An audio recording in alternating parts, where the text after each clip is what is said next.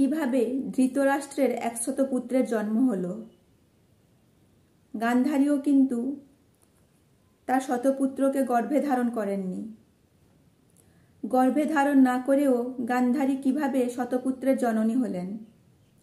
একদিন মহামুনি ব্যাসদেব ধৃতরাষ্ট্রের রাজসভায় আসেন। গান্ধারী ব্যাসদেবের সেবা করেন। গান্ধারীর সেবায় সন্তুষ্ট হয়ে ব্যাসদেব গান্ধারীর কাছে জানতে চান তিনি কি চান। গান্ধারী তখন ব্যাসদেবকে বলেন তিনি ধৃতরাষ্ট্রের মতন বীর শক্তিশালী 100 পুত্রের জননী হতে চান। ব্যাসদেব গান্ধারীকে সেই মতোই আশীর্বাদ করেন। এরপর গান্ধারী গর্ভবতী হন।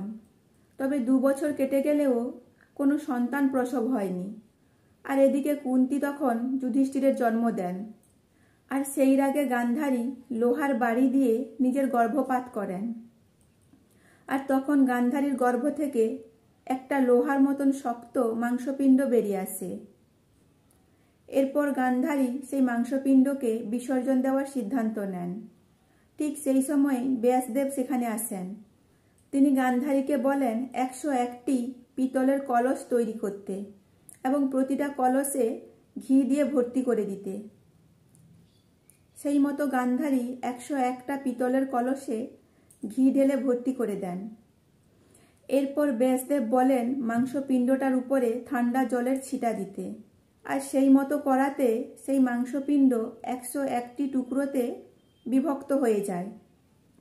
এরপর ব্যাসদেব বলেন প্রতিটা টুকরোকে প্রতিটা কলসে দিয়ে কলসের মুখ বন্ধ করে দিতে। ব্যাসদেবের আদেশ মতোই প্রতিটা কলসে 1-1টি মাংসের টুকরো দিয়ে কলসের মুখ বন্ধ করে দেওয়া হয়। 2 বছর পর সেই কলস থেকে প্রথমে দুর্যোধনের জন্ম হয়।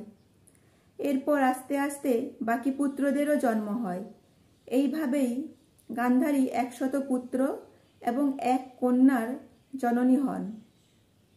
আমরা সবাই জানি 100 পুত্রের কথা, তবে একটি কন্যার কথা হয়তো অনেকেই জানি না। গান্ধারী 101 সন্তানের জননী ছিলেন। এভাবেই ধৃতরাষ্ট্রের 101 সন্তানের জন্ম হয়েছিল।